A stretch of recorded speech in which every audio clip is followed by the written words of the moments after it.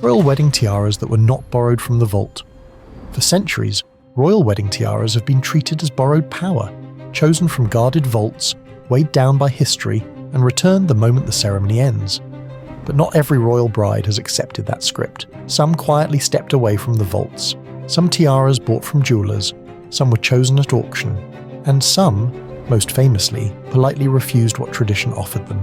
Princess Diana set the precedent when she declined Queen Elizabeth II's offer of the Cambridge Lover's Knot tiara, choosing instead the Spencer tiara, a jewel rooted in her own family lineage. Decades later, Zara Tindall, the Queen's granddaughter, echoed that same sentiment, wearing the meander tiara as a tribute to her mother, Princess Anne, and her grandfather, Prince Philip, rather than selecting a piece from the royal vaults, unlike Princess Eugenie borrowing the Greville Emerald Kokoshnik tiara directly from the Queen's collection. So when a bride didn't take a tiara from the royal collection, it wasn't because she couldn't, it was because she chose not to. This is the story of royal wedding tiaras that were purchased at auctions or jewellers, or personally selected, jewels that belonged not to the crown, but to the woman wearing them.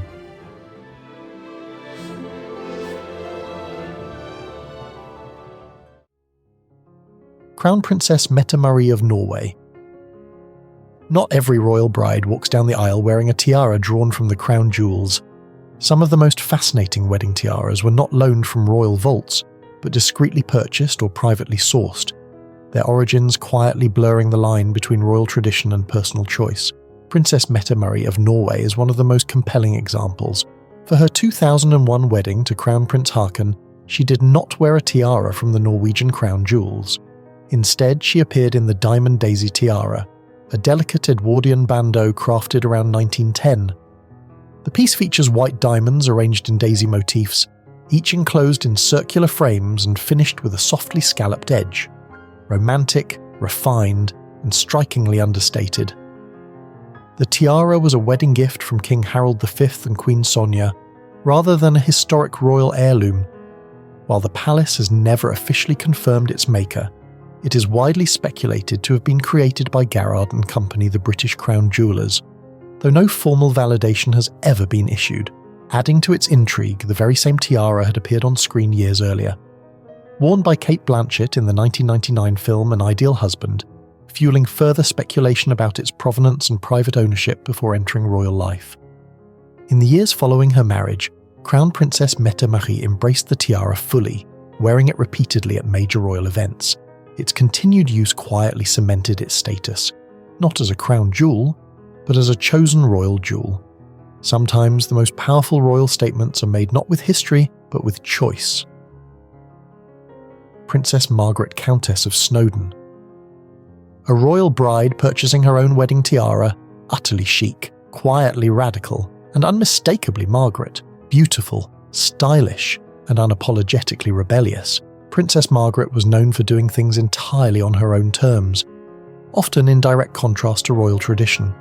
She was not only the first daughter of a reigning British monarch to marry a commoner in centuries, but she also broke protocol in her choice of wedding jewel. Rather than borrowing a historic tiara from the crown jewels, Margaret chose one with a grand history, but a private future. In 1959, before she was even engaged, the Poltimore family placed the Poltimore tiara up for public auction. Princess Margaret quietly acquired it herself for £5,500, making it one of the rare cases where a royal bride personally selected and purchased her wedding tiara. The jewel is set with cushion-shaped and old-cut diamond clusters, alternating with diamond-set scroll motifs. Its elegant design evokes the floral romanticism favoured by Victorian-era jewellers, and in true Margaret fashion, she didn't wait for a wedding to wear it. While most royal princesses debut a tiara only on their wedding day, Margaret wore the Poltimore tiara repeatedly as an unmarried woman. She appeared in it during the state visit of the Shah of Iran in May 1959, months before her engagement, and later that same year she even wore it as a necklace to the Royal Opera House. By choosing, buying and wearing her own tiara long before marriage, Princess Margaret redefined what royal bridal jewellery could be: personal, powerful, and proudly independent. Queen Mary of Denmark.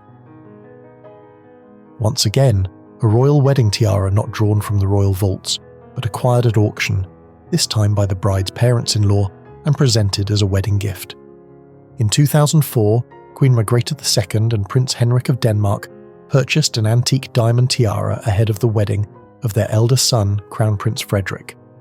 The tiara was not an inherited crown jewel but a deliberate personal acquisition, chosen specifically for the future crown princess. Mary first wore the tiara on her wedding day, instantly transforming a privately purchased jewel into a royal bridal icon.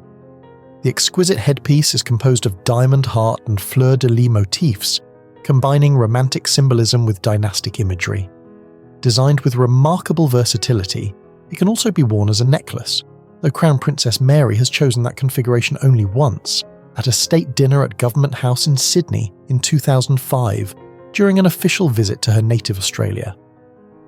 In 2011, the tiara was sensitively altered by Danish jeweller Marianne Dulong, allowing it to be worn with added pearls, while preserving the option to wear the original diamond-only design. Because when a wedding tiara is chosen specifically for a bride, rather than inherited from the vaults, it becomes more than a jewel.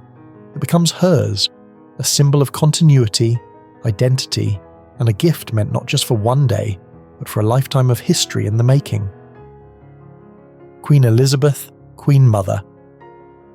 The Strathmore Rose tiara is another extraordinary example of a royal wedding tiara not taken from the royal vaults, but chosen for deeply personal reasons.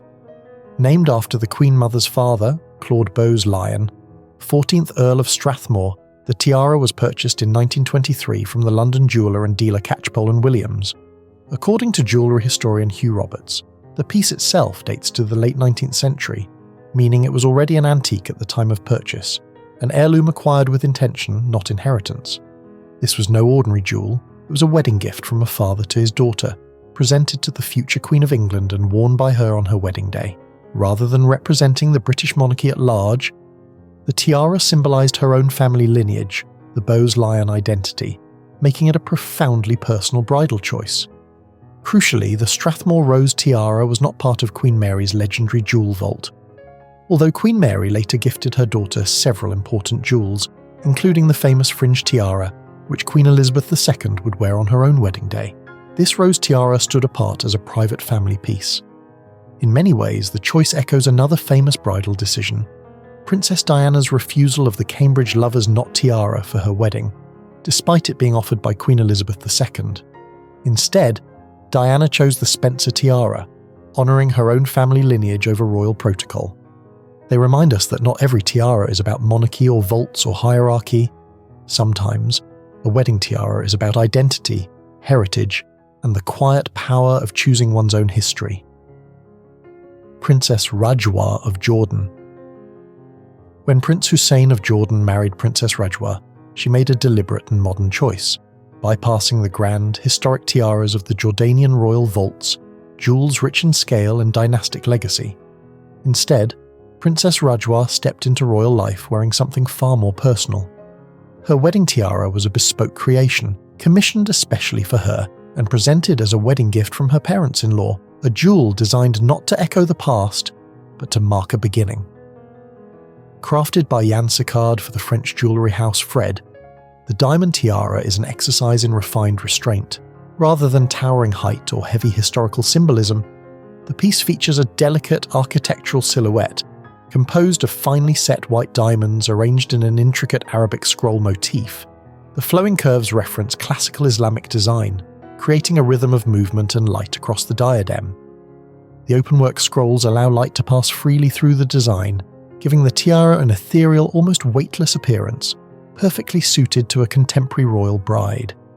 Its importance was further underscored when, for Princess Rajwa Al Hussein's 30th birthday, the Hashemite royal court released an official portrait of her, wearing the tiara once again, confirming its place as part of her personal jewel collection, not a vault-bound relic, in choosing a tiara that was designed specifically for her, rather than inherited from the royal treasury. Princess Rajwa joined a growing lineage of royal brides who redefined tradition, proving that the most meaningful wedding tiaras are not always the oldest, the largest, or the most historic. Stéphanie, Grand Duchess of Luxembourg. The royal family that Stéphanie de Lannoy married into possesses one of Europe's most impressive tiara collections. Yet on her wedding day, the new hereditary Grand Duchess of Luxembourg made a quietly powerful choice. Rather than following the tradition established by Grand Duchess Josephine Charlotte of wearing the Congo tiara, a piece also chosen by Grand Duchess Maria Theresa for her own wedding, Stéphanie deliberately stepped away from the Grand Ducal vaults.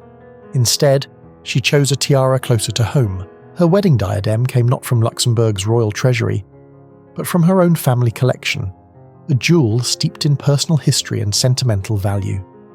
In doing so, Stéphanie joined a select group of royal brides who chose identity over inheritance and meaning over protocol. The tiara was created many years ago by the Brussels-based jeweller Alton Lowe for the Lannoy family, whose lineage can be traced back to the 13th century nobility of Hainaut. While the family's history spans centuries, the tiara itself was acquired around a century ago, commissioned as a statement of aristocratic heritage rather than royal rank. Crafted in platinum and diamonds, the design is refined yet radiant. Delicately shaped diamonds form leaf motifs that scroll upward in an elegant arch, drawing the eye toward a central focal point crowned with an inverted pear-shaped diamond. The diadem contains approximately 270 diamonds. By choosing her family diadem over a Grand Ducal heirloom, Stéphanie de Lannoy redefined what a royal wedding tiara could represent. Not the weight of dynasty alone, but the continuity of personal heritage. Sarah Ferguson. It has long been noted that Sarah Ferguson was never offered a choice of tiaras from the royal vaults for her wedding. This sets her apart from other royal brides such as Princess Catherine, Meghan Markle, and even Princess Diana, who were invited to the palace to select a something borrowed from Queen Elizabeth II's private collection. Instead, Sarah's wedding tiara came into existence specifically for her. The York Diamond tiara was purchased by Queen Elizabeth II and Prince Philip from Garrod, the crown jewellers, and presented to Sarah as a brand new wedding gift, a rare departure from the long-standing tradition of lending historic tiaras from the royal jewellery vaults. Unlike most royal brides, Sarah did not borrow a piece of history. She wore a jewel that had no past at all. This makes her situation notably different from that of Sophie, Duchess of Edinburgh. Although Sophie also did not wear a tiara directly lifted from the main royal vault, her wedding tiara was assembled using historic elements. 4 antique diamond and thermion motifs, reportedly sourced from Queen Victoria's regal circlet of 1853. These radiating petal designs were reworked by crown jeweller David Thomas into a new tiara, blending royal history with a contemporary bridal setting. Sarah's tiara, by contrast, was not assembled or repurposed from royal jewels, it was simply commissioned. Why not something like Sophie? A royal connection. The Queen and Prince Philip chose a gift rather than a loan, and because it was a gift, the York Diamond tiara became Sarah's personal property, one she continued to wear long after her marriage ended, even following her divorce from Prince Andrew. And in royal jewellery, what is given instead of loaned often says more than what is explained. That's all for tonight. Now we want to hear from you. Which, not something borrowed, wedding tiara is your absolute favourite? And before you go, don't forget to like, subscribe and turn on notifications for more unforgettable jewel stories.